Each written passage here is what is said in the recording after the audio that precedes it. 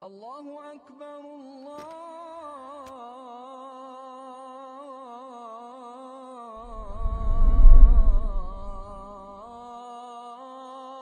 أكبر. السلام عليكم ورحمة الله وبركاته. بسم الله الرحمن الرحيم. الحمد لله والصلاة والسلام على رسول الله وعلى آله وأصحابه ومن والاه وبعد. Именем Аллаха Субханаху ва Тааля, Всевышнего, Величайшего, Всевидящего, Всеслышащего и Всезнающего, Милостивого, одаряющего своим уделом и тем, который дает отсрочку своим рабам, Аль-Халим, до определенного времени, до аджаля, дает им время покаяться, дает им время совершать благие деяния. И преуспеет тот, кто потратит это время в пользу. И в убытке будет тот, кто не будет ценить это данное время и возможность, которую Всевышний Аллах ему даровал. Продолжаем с вами изучение имен и качеств Всевышнего Аллаха. На прошлой лекции мы с вами прошли имя Аллаха Аль-Халим. Кто напомнит, что оно означает? Аль-Халиму. Давайте. Аль-Халим. Не Алим, а Халим. Халим, Аль-Халим. У нас также имена есть распространенные. Халим. У татар есть.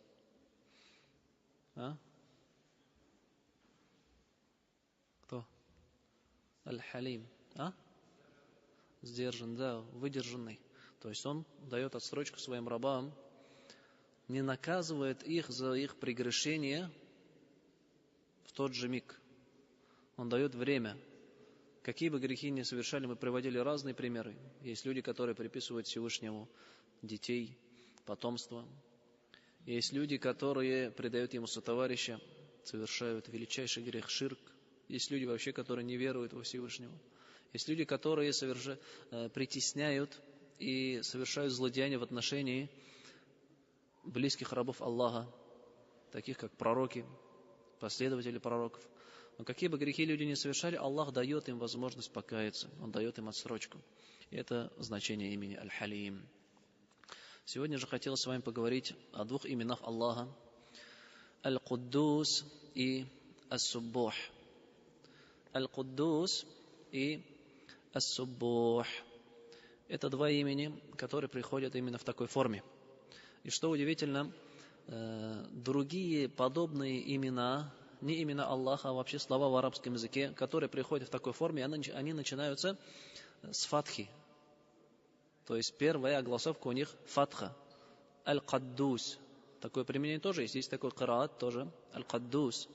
Но более распространено у нас Аль-Куддус. И это единственные два имени, которые в арабском языке начинаются с огласовкой дамма. Аль-Куддус. Не Аль-Каддус, да? Такое, хотя тоже есть чтение. Аль-Куддус и Ас-Суббух. И эти имена Аль-Куддус у нас приходят в Коране в двух аятах. В суре Аль-Хашр, где Аллах говорит: «Валлаху аллази ла илляха илляху, аль-Малик аль-Куддус». Он Аллах, нет божества кроме Него, Он царь, владыка, и Он Аль-Куддус. И также в суре Аль-Джум'а Аллах говорит: «Юсаббиху лиллахи ма фис самавати ва ма фил ард, аль-Малик аль-Куддус аль-Азиз аль-Хаким».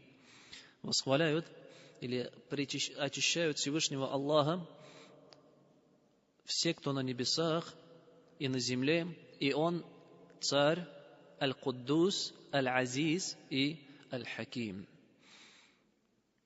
Мы с вами Аль-Малик, царь, прошли. Еще у нас есть Аль-Куддус, Аль-Азиз и Аль-Хаким.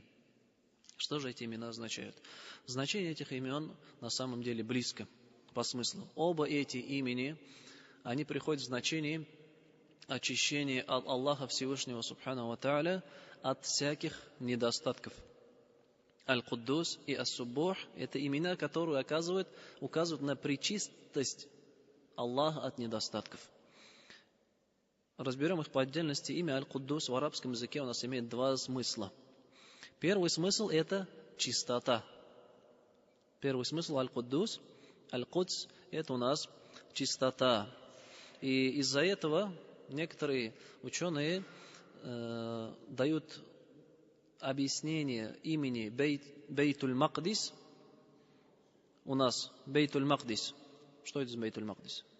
Это пречистый дом, который у нас находится в Иерусалиме. Аль-Кудс. Мечеть, да. И поэтому говорят, это мечеть, Бейтуль-Макдис называется, и говорят, это в значении чистая мечеть. То есть, потому что у этой мечети люди очищаются от грехов. То есть, совершая поклонение, тем самым они приближаются к Аллаху Субхану ва Тааля, и они очищаются у этой мечети от грехов. Они взяли в объяснении имени первый смысл – чистота. И также у Аль-Кудс, то есть Аль-Куддус образуется слово Аль-Кудс. У Аль-Кудс есть второй смысл, это есть баракат, благословенность, благословение. Аль-Куддус образуется от слова Аль-Кудс, которое в свою очередь имеет два смысла. Первое – чистота, второе – благословение, баракат. То есть, что такое баракат, что такое благословение? Это большое количество блага, большое количество блага. И эти же говорят в толковании имени Бейтуль-Макдис, мечети в Иерусалиме. Бейтуль-Макдис – это благословенная мечеть. То есть та мечеть, которую Аллах Всевышний благословил и одарил ее большим количеством блага. Значит, у имени Аль-Куддус у нас Аль-Кудс, от которого образуется Аль-Куддус, у нас два значения – чистота и благословенность. Также у нас можно переводят на русский язык Аль-Куддус – святой. Святой. Ас-Суббух же, Ас-Суббух означает пречистый от каких-либо недостатков. Тасбих. Мы делаем тасбих, да? Субханаллах мы говорим. Что означает Субханаллах? Да, мы говорим Субханаллах, мы говорим Аллах пречист от всяких недостатков. То есть Суббух имеет тот же корень. Тасбих – это говорить Субханаллах. И Ас-Суббух – он тот, который пречист от всяких недостатков. Эти оба имени приходят в хадисе пророка, саллиллаху алейхи вассалям, от Аиша, радийаллаху анха, где она приводит, что пророк, саллиллаху алейхи вассалям, часто повторял эти имена. Где? В руку'и и суджуде. В руку'и и саджда. Этот хадис приводит у нас Муслим, достоверный хадис, что пророк, саллиллаху алейхи вассалям, находясь в земном поклоне или же в поясном поклоне, руку'х, он говорил следующие слова: «Суббухан куддусун, раббуль малаикати варрух». То есть у нас есть зикр, восхваление Аллаха, саббих исма раббияль азим, в руку'и есть саджда, саббих исма раббияль а'ля. И также приходит от пророка, саллиллаху алейхи вассалям, что он часто повторял вот эти слова: «Суббухан куддусун, раббуль малаикати варрух». Суббух, то есть Аллах Суббух, пречистый, он Аль-Куддус, святой, раббуль малаикати, он Господь ангелов, и ар-рух. Рух – Джибриль. Рух – это кто? Ангел Джибриль.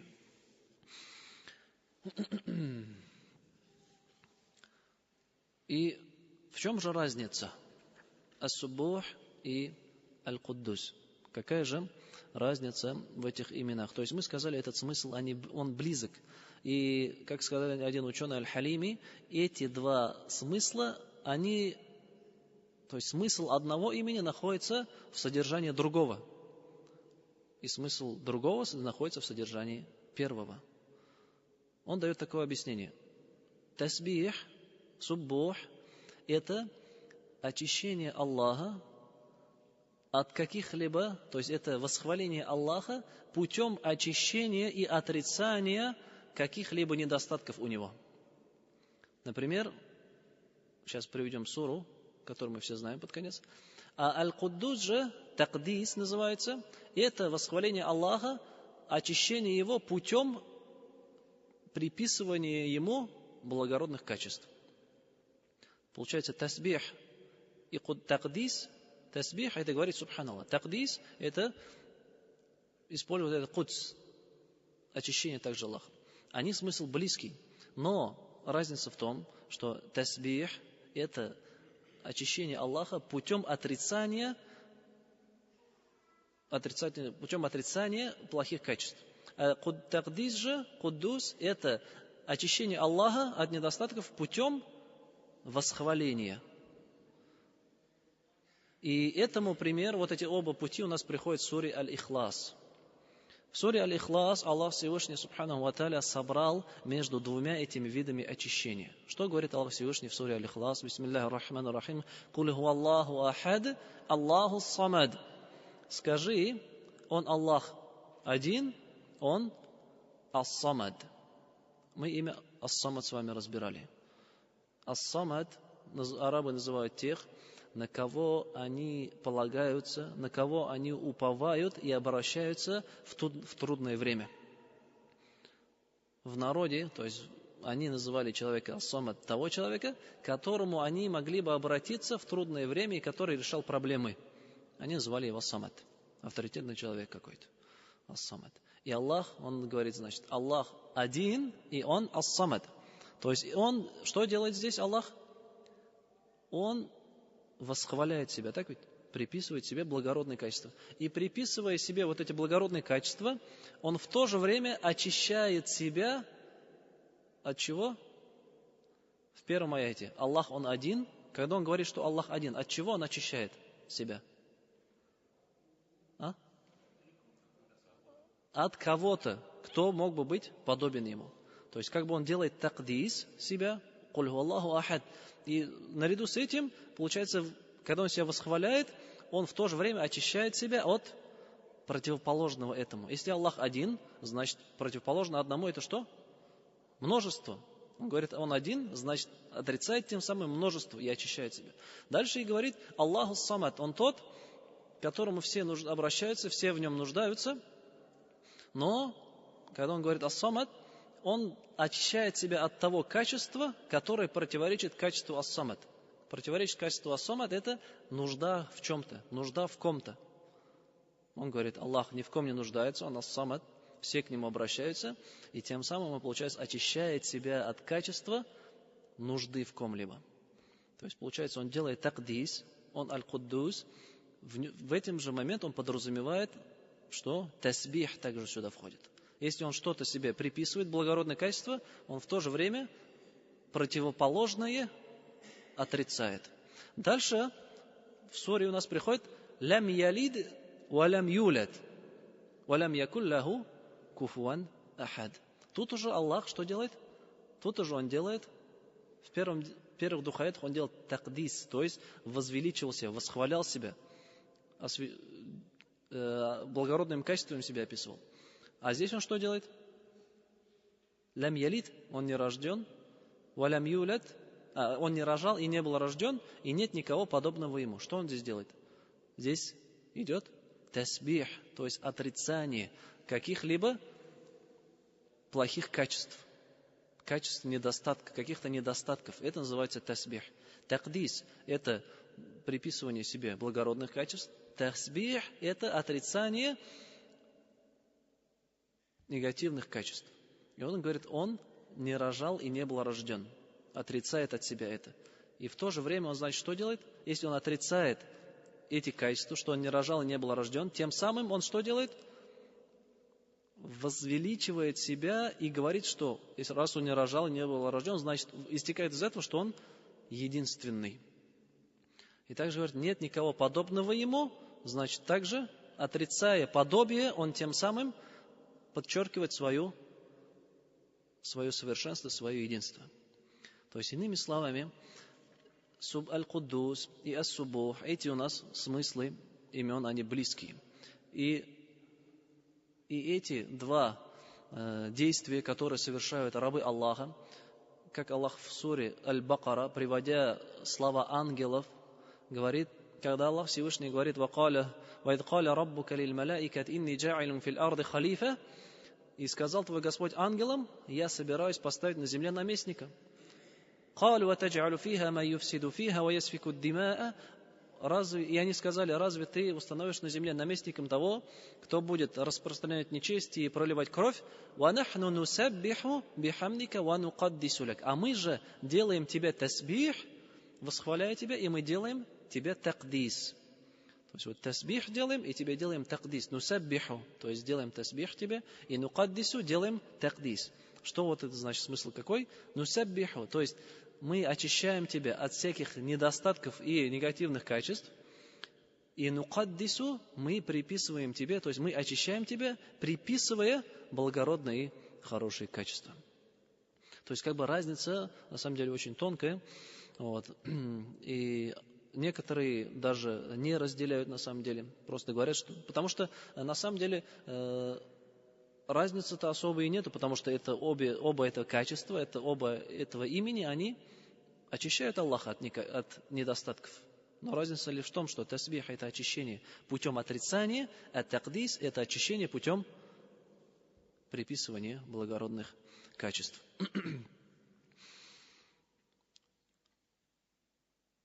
И отсюда следует указать на правила, которые установили ученые Ахлю Сунна валь Джамаа в отношении качеств Аллаха Субхану ва Тааля.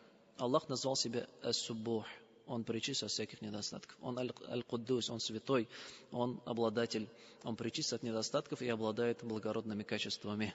Он Ас-Салям, как мы с вами уже проходили тоже на прошлом или на позапрошлой лекции. Ас-Салям, Ас-Саляму значит здоров от недостатков, нет у него никаких недостатков. То есть Аллах Субхану ва Тааля в Коране во многих местах Он очищает себя от недостатков, от несовершенства.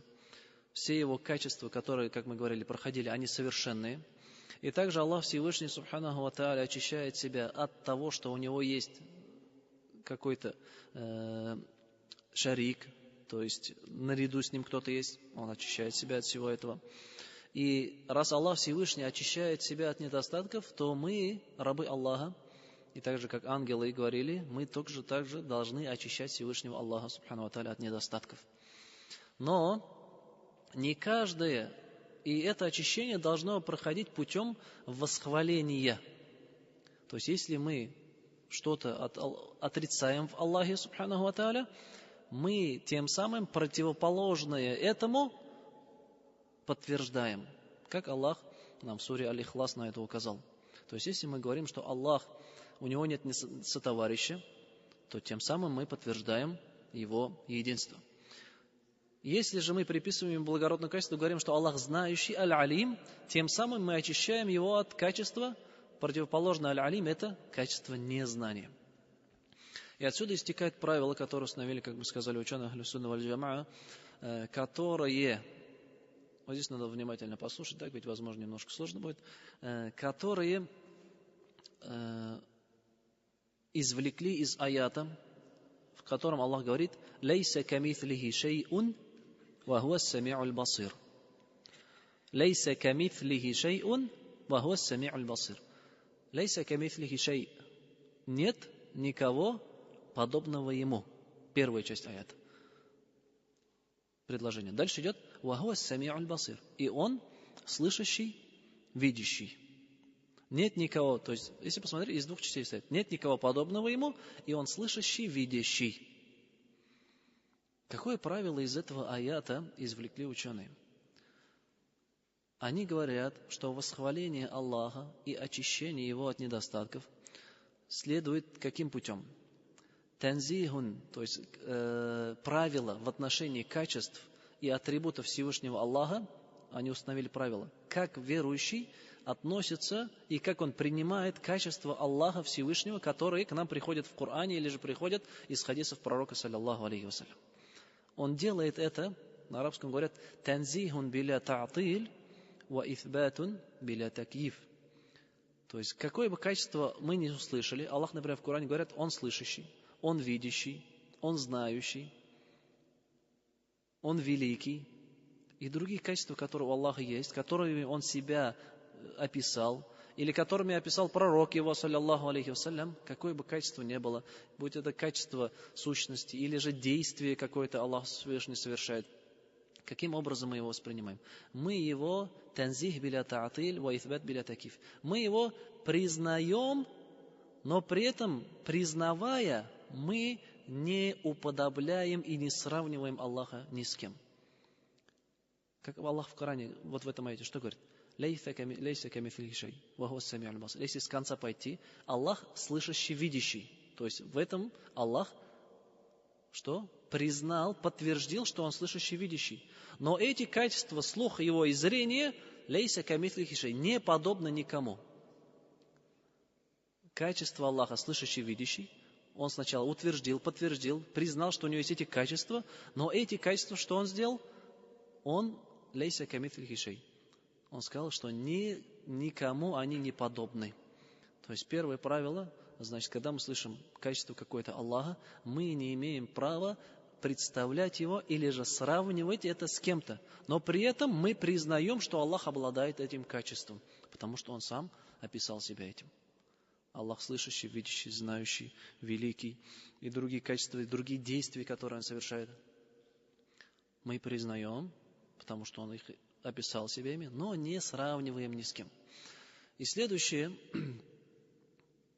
пункт. Мы очищаем Аллаха без искажения качеств. Откуда мы это взяли? Потому что Аллах сам нам сказал: «Лейса камифлихи шей». Нет никого подобного Ему. Сначала Аллах что сделал? Очистил себя от того, что у Него есть подобие. Этим аятом, словами, Он очистил себя от подобия. Но потом дальше, в продолжении аята Он говорит: «Ва хуа ас-сами'уль басир». И Он слышащий и видящий. Здесь Он что сделал? Слышащий и видящий. Он сообщил о своих качествах. И Он эти качества не исказил каким-то образом. Он сказал: Он слышащий и видящий. То есть из этого следует, что ахлю сунна валь джамаа, последователи сунны и праведных предшественников, они и джамаата, они что делают? Они признают, очищают Аллаха, так же, как очищают Его праведные рабы, от того, что есть кто-то подобие Ему. Но в то же время эти качества, которыми Аллах себя описал, они не искажают и не отрицают.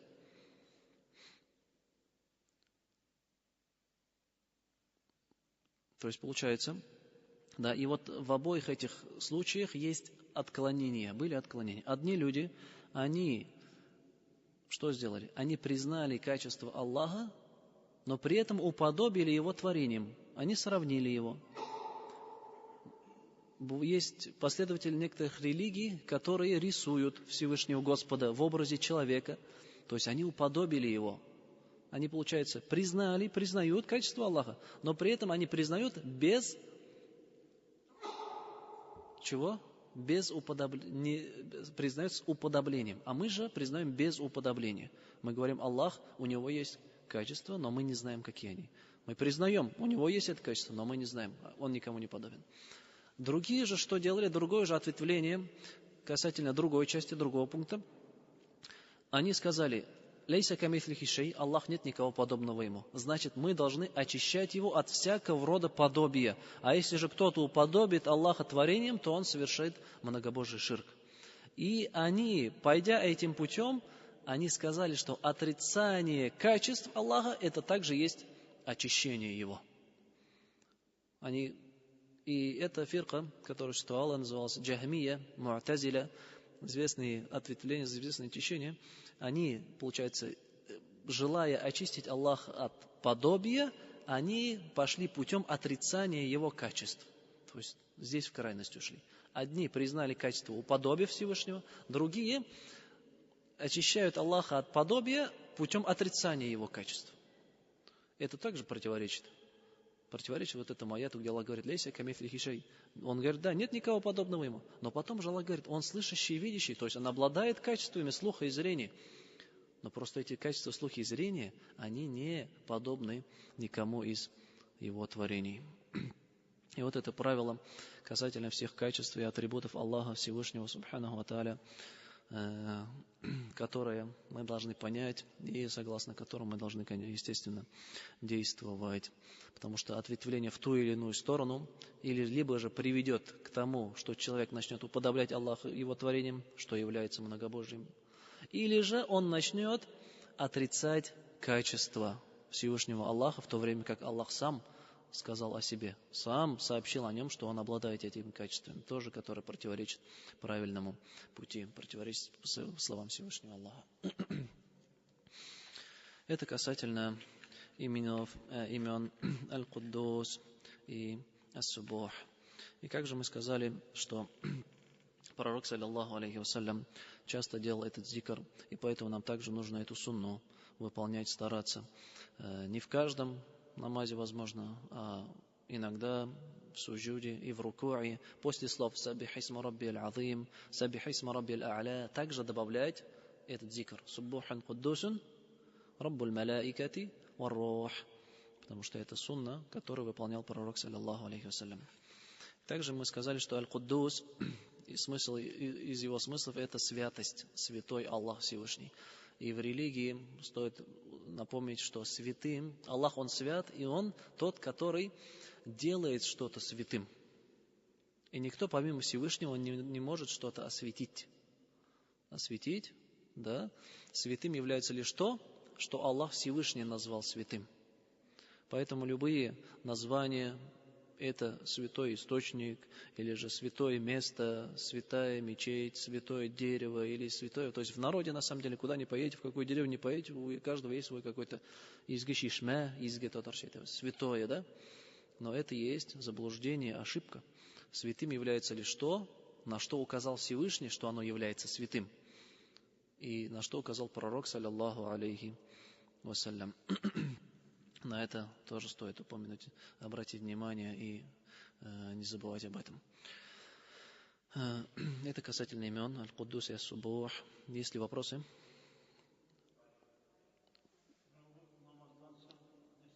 Намаздан соң түгел, рукухта һәм сәҗдәдә. Рукухта булганда без нәрсә дип әйтәбез?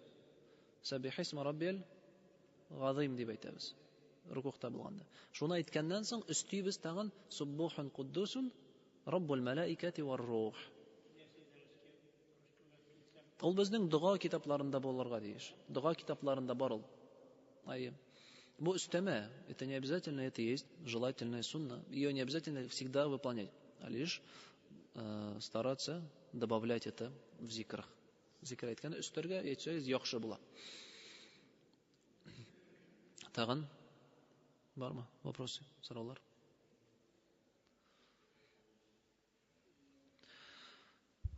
Ассаламу алейкум ва рахматуллахи ва баракатух.